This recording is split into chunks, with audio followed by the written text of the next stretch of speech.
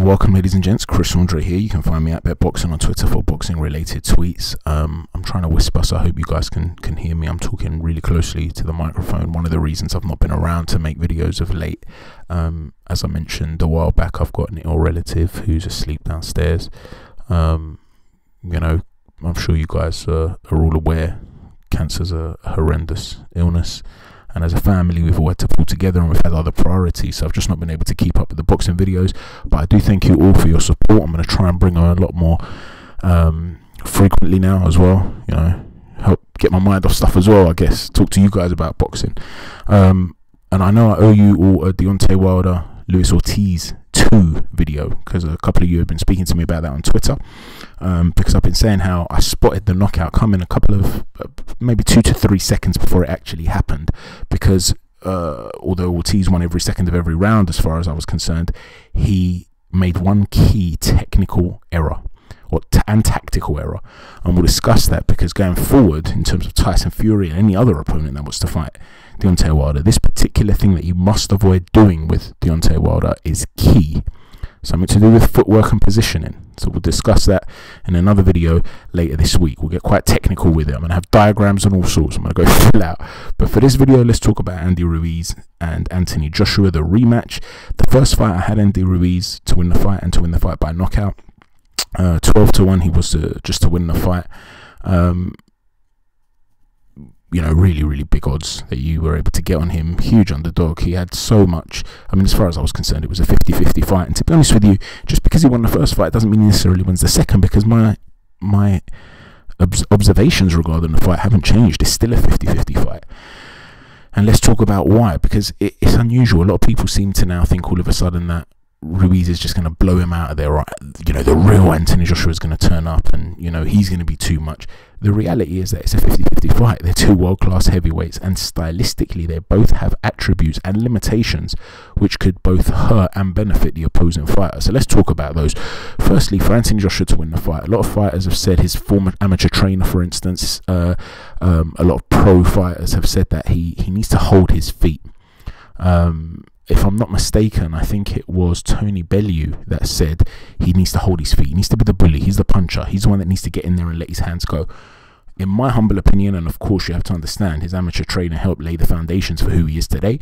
And Tony Bellew is not just what was a world-class cruiserweight, he was also a fantastic tactician in the ring. So humble old me, who am I to disagree? But we all have opinions, and in this particular case, I do disagree with him.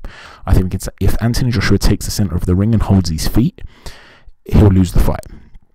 I think the way Anthony Joshua has to approach the fight is as though he's Vladimir Klitschko or Vitaly Klitschko. He has to get on he's not going to be a Tyson Fury, that style of movement, but get on the back foot, look to dictate with the jab.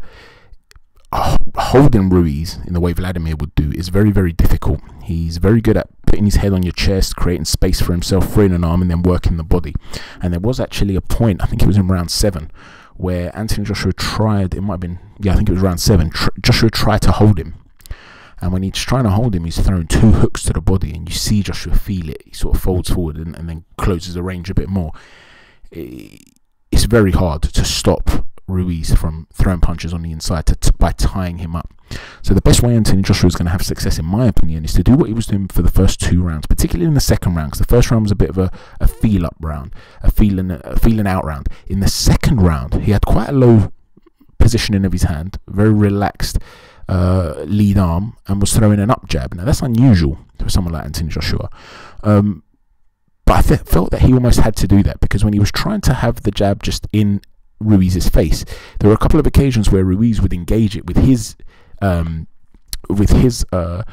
hand, just tapping it, patting it down. There's 2 occasions as well where he actually gave a little left hook to Joshua's lead hand just to get it out of the way. And so by engaging that shot consistently, what he was essentially doing was taking the arm away. He's parrying it constantly, parrying it, touching it, preventing AJ from being able to shoot it. Now AJ did adapt to that. He did make an adjustment, and while he was gently pouring out the jab, there were a couple of occasions where he shaped as though he was going to throw a jab and he landed a big left hook, and we'll talk about that later on. But For the time being, what he was essentially trying to do was waiting for Ruiz to jump in. And when he would wait for Ruiz to jump in, he'd throw that up jab, or even a lead right hand at times over the top of the Andy Ruiz jab. So what he's trying to do is, as Ruiz is trying to close that range, because Ruiz has to be in the pocket to be able to land on AJ effectively, he's catching him with a shot. Now, what he was trying to do was keep him off balance. As the fight wore on, you could start to see that Andy Ruiz has got a terrific chin, but what he often does, because he's so much shorter and he fights out of a crouch, he fights shorter, he magnifies the height difference. Because if you're gonna fight short and you're the shorter guy, for the opposing fighter to land a power shot, he has to either plant his feet or come in close and throw down. Okay, or he has to crouch to come to your height level. Either way, it affects his mobility. He can't retreat or spin off as quickly, which enables a guy like Andy Ruiz with these super fast hands to then let go of combinations. So Ruiz wants that. The downside of what Ruiz does is, because he's out of a crouch and fighting short, and he's a big guy, he doesn't close the range as quickly. So although he's got really, really fast hands, possibly the fastest hands in the division, his feet aren't that fast. So what AJ was planning is, let me keep him on the end of a jab while retreating, a retreating jab, keep him off balance, the odd power shot. And it was working. While he was doing that and Ruiz was taking some risks, he was eating a couple of stiff jabs, there was a point where AJ stepped in and Ruiz didn't expect it, and he tried to throw a 1-2. He missed the right hand. He quickly adapted by throwing a left hook, almost in a state of panic. But as he landed the left hook, he then led with a power uppercut and then a following left hook, and that dropped Ruiz. So he was always on the back foot, and then it surprised Ruiz when he became very offensive very quickly. It was variation, and he dropped Ruiz, and at that point he seemed to be in control. When Ruiz got up, he landed a huge right hand, AJ did, and he took it. So what did AJ then go and do? He thought, right, he's hurt, because that's what AJ's used to. He's a killer. When he's got a guy hurt, he finishes him off. So AJ decides to jump on him. And AJ's alluded to this in The Gloves Are Off, where he goes, the pork wasn't quite done. It needed a bit more poking before I started carving into it. And so what he was essentially doing, the meat was undercooked, he was saying. He jumped in looking for a war, got caught with a left hook. AJ has to revert to type in that first fight, in the first 2 rounds. Keep it long. Keep stopping Andy Ruiz from jumping in. Do not engage in a firefight. That would be my advice. If you have to, yes. If you're going to vary it up, you know, every now and then you're going to jump in and throw a combination like you did on the knockdown, I get that. But if you hurt him, don't then jump on him. Unless his legs are jelly, don't jump on him. Stay patient. Be prepared to win the fight on points if you're Anthony Joshua. If he does that, he could potentially land enough big shots to Ruiz to be able to hurt him to the point where he can then finish him off if he's really done. For that to happen, if that's going to happen, that would be in the first 6 rounds, in my opinion. If in the first 6 rounds he hasn't softened him up enough to be able to do that, then you're obviously not, you know, making significant dents into Andy Ruiz. He's going to start running red lights, so to speak, taking risks. So he does that anyway. We're going to talk about that in a second.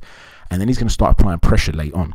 What Anthony Joshua is going to have to be able to do, the adjustment he's going to have to be able to make, he's going to have to be able to learn to control the tempo without necessarily throwing punches, because he's a big muscular man. And in rounds 5, I believe it was round 5, he actually did a great job. I believe it was round 5, where nothing much happened and he just landed the odd shot and he won that round. And the reason that was a key round is because by not letting much happen, you're not getting tired. Those big muscle, that muscular body isn't filling up with lactic acid. So you're able to lower the tempo, control the tempo of the fight without throwing too many punches. If you remember that Klitschko fight, he did that very well. Wasn't there a period where he seemed done and people were saying, why isn't Klitschko emptying the gun? And it got later announced that it was because of a title. He said to him, listen, he's done. You know, win the fight on points, stay focused. Really, Klitschko should have jumped on him. AJ had a great poker face. You could see he was tired, but he wasn't letting on that he was hurt. And he's going to have to be able to repeat that sort of thing here, where he's going to have to be able to lower the tempo without being too active. Because if he's active, he'll get worn down in the latter part of the fight, where Ruiz, who will certainly try and target the body again, will start to go to work with combinations. For Andy Ruiz to have success, he's going to have to be able to slip that initial shot, those straight shots, which he's very good at, and punch with Anthony Joshua, or counter AJ. The key for AJ is to try and counter Ruiz. Let Ruiz get off first. Land on him as he tries to enter. pot shots and move, hit and move, spin off to the side. Do not stay in the pocket and engage in a firefight with this man, because it will not end well for Anthony Joshua. Ruiz, in my opinion, has to get in the pocket, target that body, set a tempo that's going to cause Anthony Joshua to struggle to maintain that for 12 rounds. It's not necessarily that he's got major stamina issues, but he is a big muscular guy. You have heard Andy Ruiz come out and say, I can't let this guy grow a pair of balls in there. In other words, I'm going to put the pressure on from early. Now, that could mean he starts to run red lights early. If you're Anthony Joshua, stay calm, land those shots, clean, and get out. Clean. They don't have to be big shots. Keep him off balance. The one thing I disagreed with when it came to Robert McCracken is when he was saying keep the jab up and down to keep him off you. I don't believe he should be jabbing to Andy Ruiz's body. There's a lot of blubber there. Getting through that blubber to affect the lungs, the liver, things like that, it's an extra barrier. So you're gonna have to throw some big shots, because don't assume that it's just flab. Don't think the man doesn't do sit-ups. He's got muscles under there for sure. He's got a six-pack. It just happens to be hiding under layers of fat. And if you look at the animal kingdom, some of the most dangerous animals in the world are fat. Something I've said before on this channel. Bears, polar bears, hippopotamuses, they're dangerous animals. You don't have to be ripped to be a dangerous beast. Okay, if you're trying to punch through fat and through the muscle to try and affect the internal organs, well, you're going to have to start planting your feet. You're going to have to lower your height dynamic and not fight tall anymore. You're going to have to fight lower to be able to drill that right hand or that power jab through the stomach. Don't do that. That's what he wants you to do. You're going to be sitting in the pocket. He's going to let go of fast combinations. You have to maintain range. Can Anthony Joshua maintain range for 12 rounds? I don't know. Personally, I think AJ will either win in the first 6 rounds or on points, or I think Andy Ruiz will come on strong in the last 6 rounds and get the stoppage then. If he knocks AJ down a couple of times, 2-3 times like he did last time, and AJ survives, then obviously Ruiz can also win the fight on points. But generally speaking, I believe that it will be Joshua that will be winning the slower rounds. Ruiz is going to need this fight to be a high tempo war, and Joshua, for me, if he's going to have a chance to win it, has to turn this into a boxing match. And like I said, maintain range, punish him on his way in, let him be the enforcer, you be the counter puncher. That's how I see it. Let me know how you see the fight going. What do you think is going to happen? I genuinely think it's a 50-50. I don't know which way it's going to go. I really don't know. Perhaps Anthony Joshua, if he's smart, doesn't take risks, might see the fight out. I really don't know. How's he going to cope when he starts getting those flashbacks, that punishment? Let me know what you think. Thanks for watching. Chat to you soon.